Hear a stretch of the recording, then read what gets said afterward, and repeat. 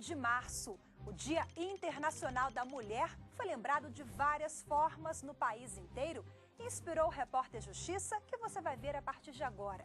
Vamos mostrar os desafios que enfrentamos para ter direito à educação, ao voto, à inserção no mercado de trabalho e participação na política.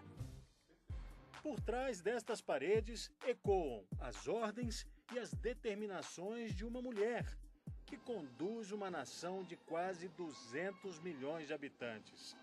Parece difícil, né? E deve ser mesmo.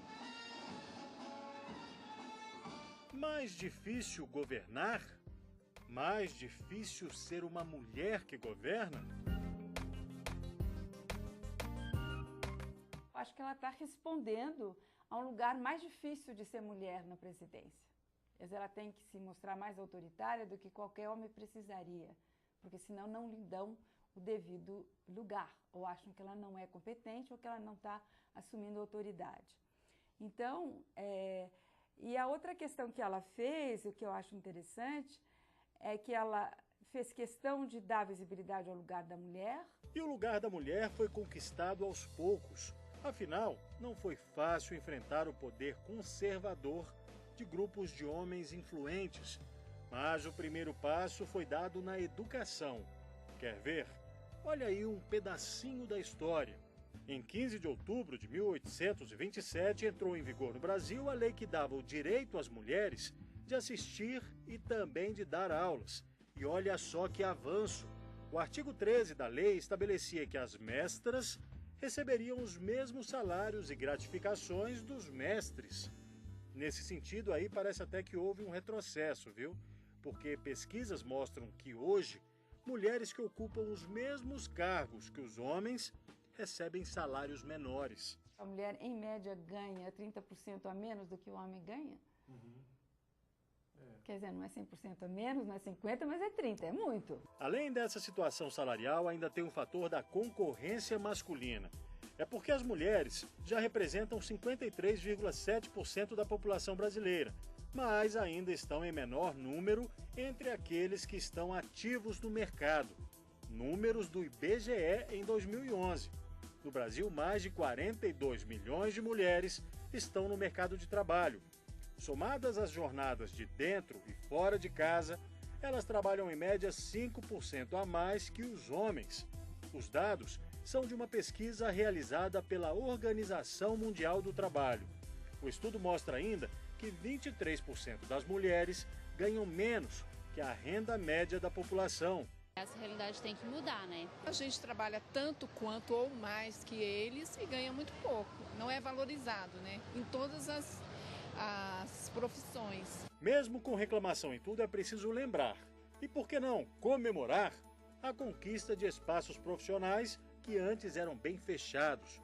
Mais ou menos assim, para conseguir entrar em alguns segmentos profissionais, a senha era a testosterona. Mas o sexo feminino provou que o ingresso depende mesmo de competência. A entrada na universidade foram questões fundamentais que estavam também aliadas à questão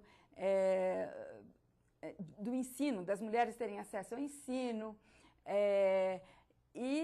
Então, primeiro, eu diria que tem duas questões que é um pouco entrada na vida do trabalho e na vida pública, os primeiros movimentos sociais, para ter uma equiparação nas profissões e para ter direito ao voto. Superada a discussão da competência feminina, era hora de fazer com que as mulheres participassem da vida política do país, ou seja, pudessem votar e ser eleitas.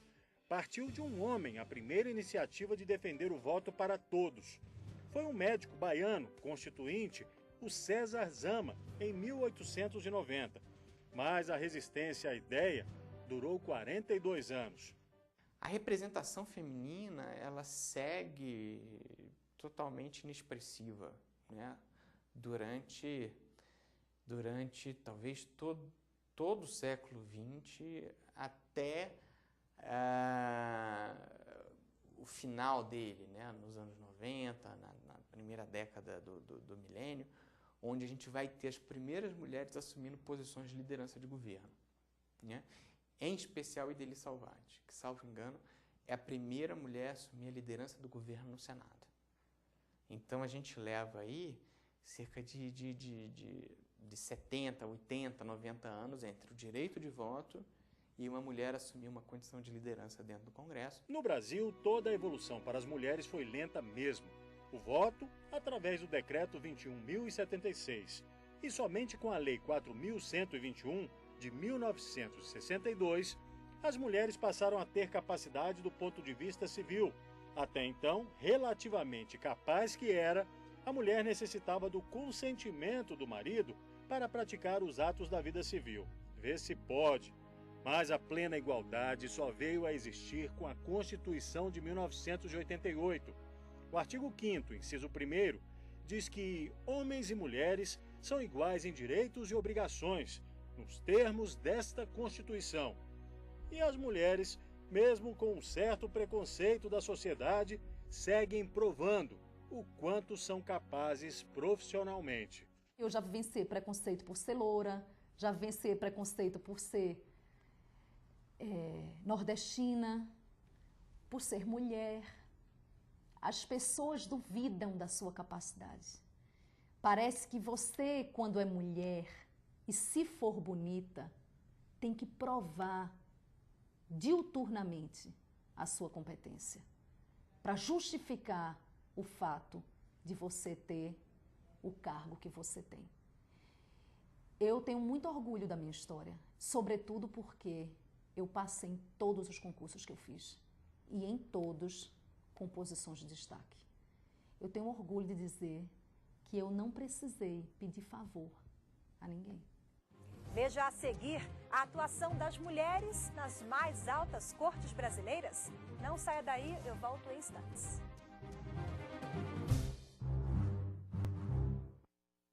O leite e derivados são alimentos muito consumidos no mundo todo. Aqui no Brasil, esse mercado está em expansão. Dados da pesquisa de produção pecuária divulgados pelo IBGE revelam que no ano passado foram produzidos 32,1 bilhões de litros de leite em todo o país. Minas Gerais teve o maior número de vacas ordenhadas, com a maior parte da produção nacional. Em segundo lugar está o Rio Grande do Sul, seguido pelo Paraná e por Goiás. Com o aumento da produção e do consumo, cresce também a preocupação com a qualidade do leite que vai para a mesa dos brasileiros.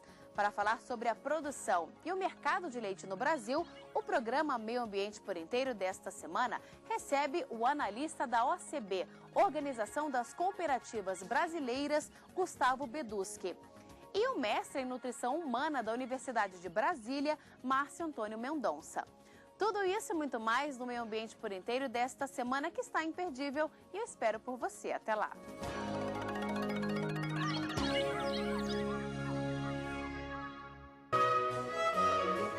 Toda criança tem direito de ter a vida e a saúde protegidas. Toda criança tem direito também a nascer e se desenvolver de forma saudável e harmoniosa.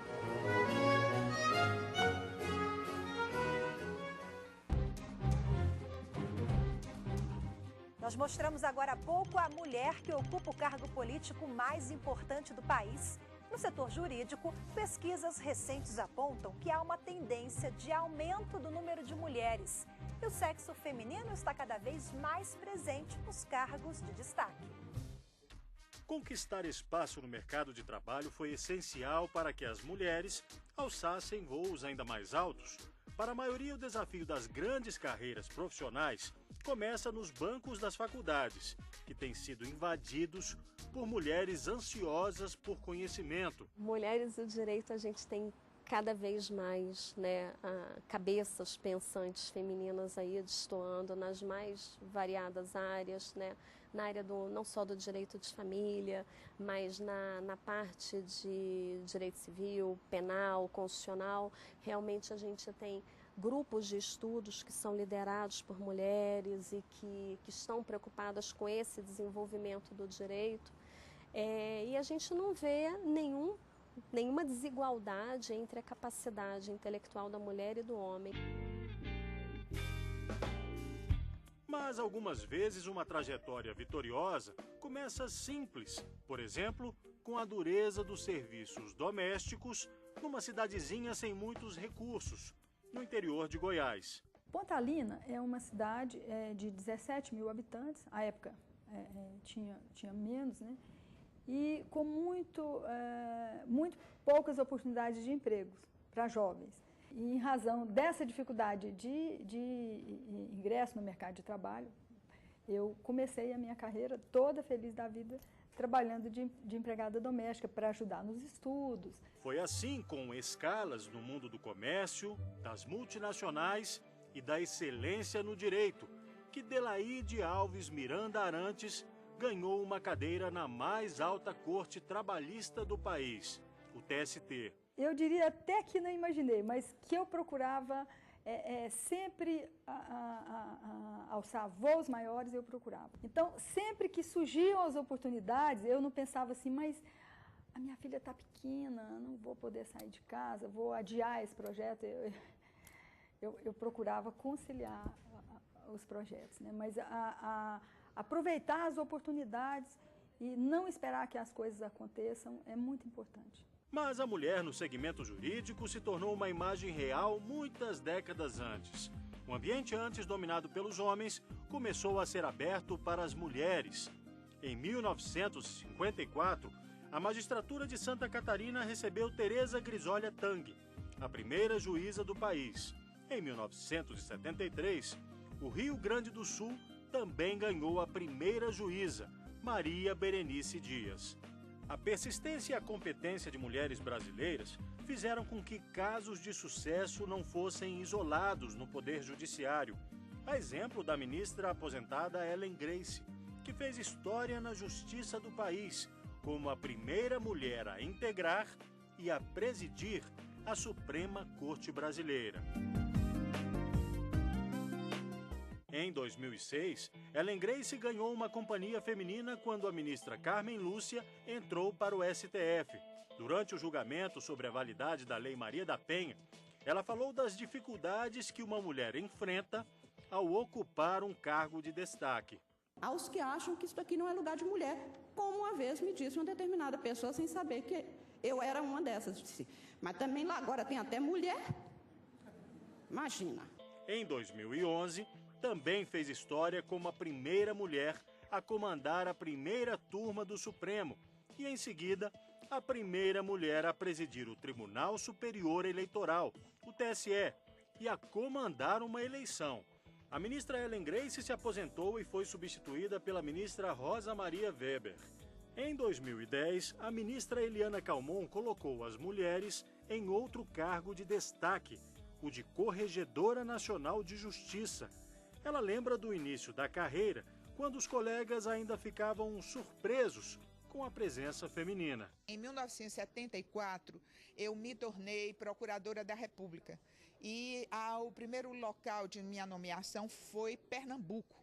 E quando eu lá cheguei, todos se admiravam, porque nunca tinham visto uma mulher na função de Ministério Público Federal. Eu fui a primeira mulher a chegar à Procuradoria da República na região do Norte e Nordeste. E com a ocupação cada vez mais frequente de cadeiras no Judiciário pelas mulheres, olha só o que aconteceu no Tribunal Superior Eleitoral.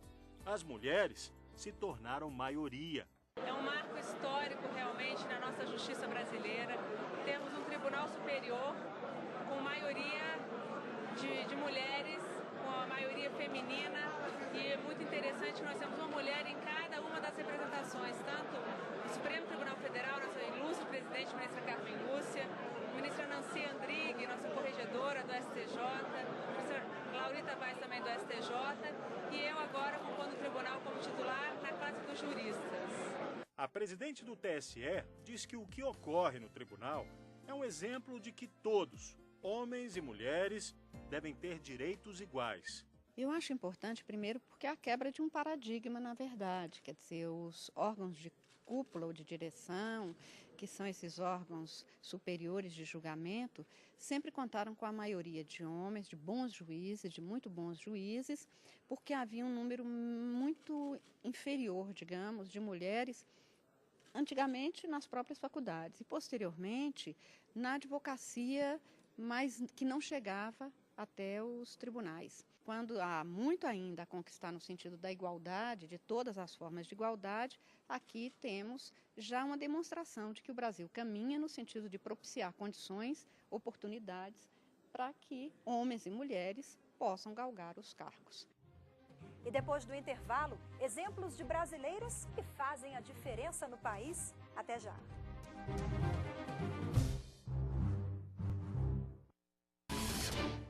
Você vai ver no Trabalho Legal desta semana. Banco recebe multa por não preencher cota de jovens aprendizes na instituição. Está grávida? Fique por dentro dos seus direitos trabalhistas. Servidores do MPT participam de semana de combate ao assédio moral e sexual. Projeto Igualdade para Todos do MPT tenta eliminar formas de discriminação dentro das empresas. Não perca, é no Trabalho Legal desta semana.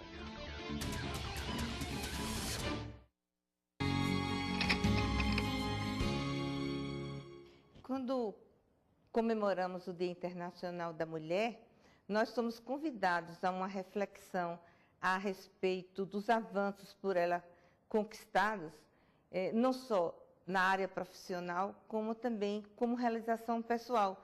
E, ao mesmo tempo, uma oportunidade de renovarmos o fôlego para sabermos o que temos ainda a conquistar.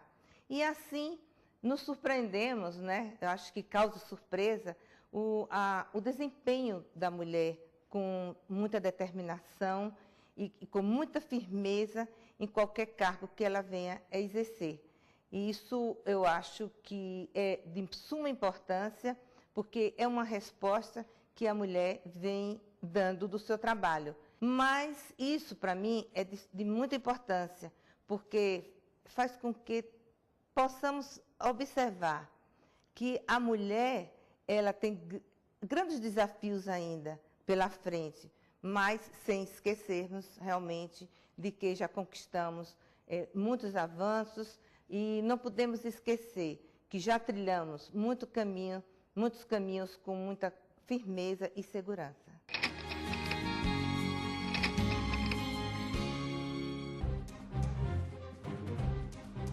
Você vai conhecer agora a trajetória da Roberta, da Joênia, da Luizlinda e da Maria da Penha. 4 mulheres que usam as experiências de vida e profissionais em prol da sociedade. Aprovação em concurso. Desse assunto, Roberta Fragoso entende muito.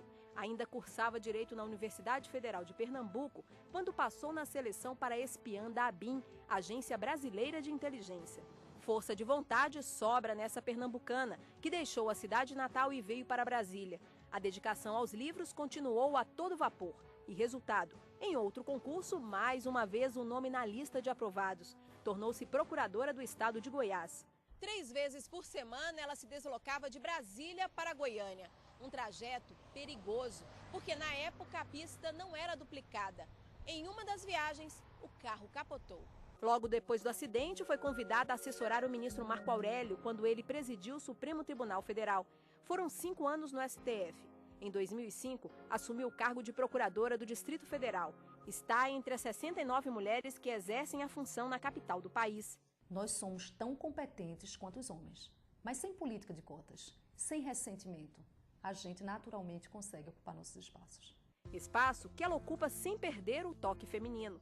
Eu recebi um convite do presidente Fernando Henrique Cardoso para poder participar de um debate sobre as cotas raciais no Instituto Fernando Henrique Cardoso.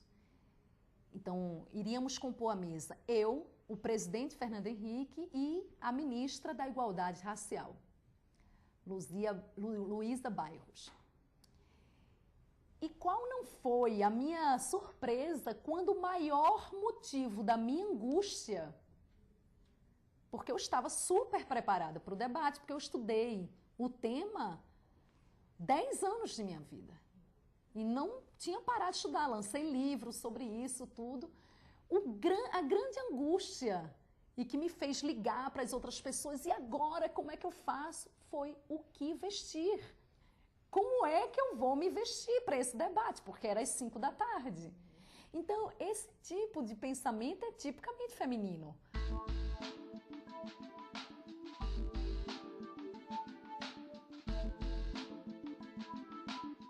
Nós, como as comunidades indígenas do Barro, Maturuca, Jacarazinho, Tamanduá, nós estamos esperando que esse dia do julgamento bota um ponto final em toda a violência que os povos indígenas da Raposa Serra do Sol têm vivido pela disputa sobre suas terras.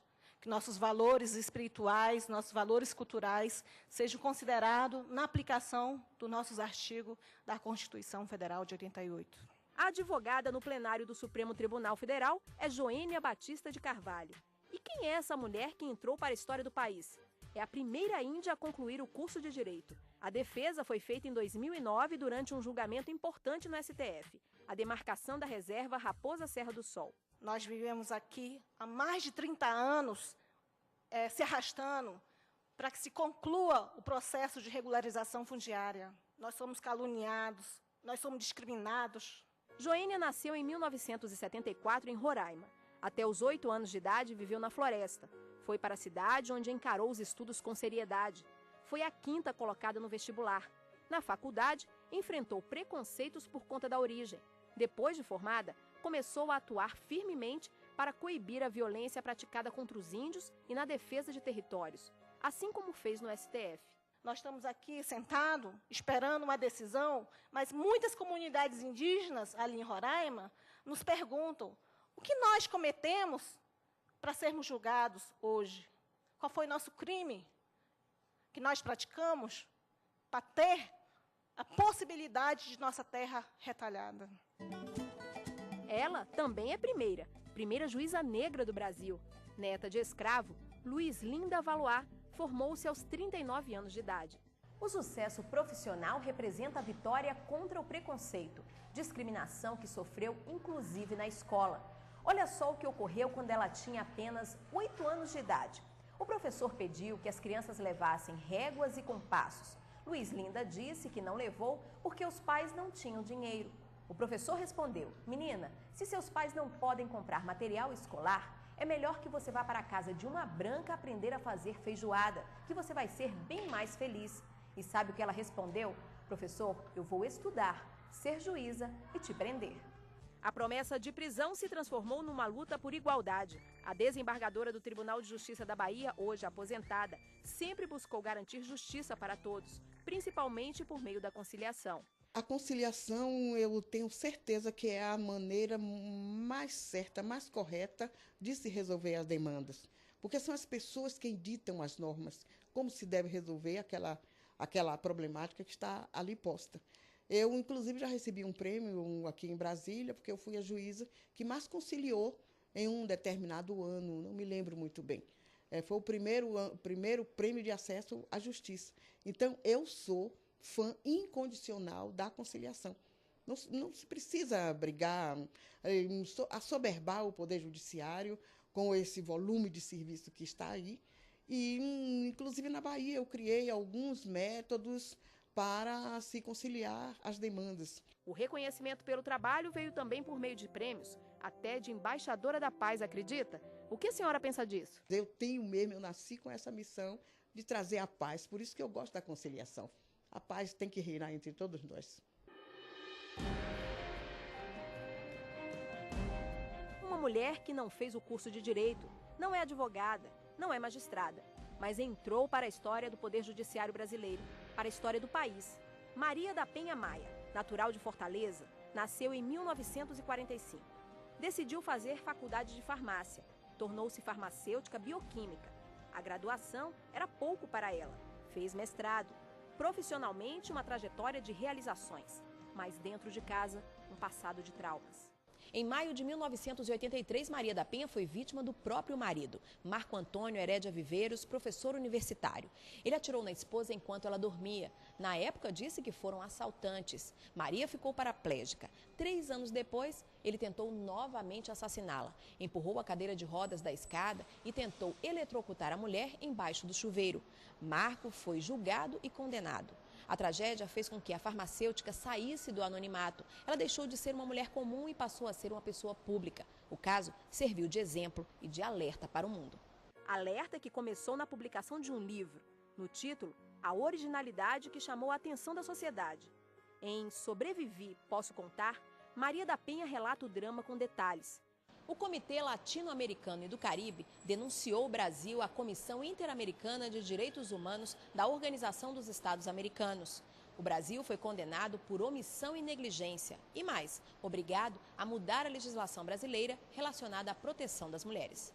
E a mudança foi feita. Em 2006 foi aprovada a norma que é mais rigorosa na questão de violência doméstica. A lei não poderia ter outro nome: Maria da Penha. A lei, ela veio para ajudar todas as mulheres. Se ela tem conhecimento disso, que ela procure saber onde ela pode ser ajudada.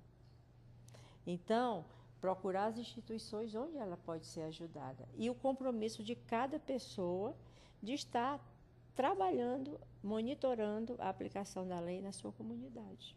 Na bandeira de luta pelo respeito à mulher, Maria da Penha defende que, mais do que lei, é preciso mudar a cultura, o pensamento machista que ainda se esconde em muitos lares.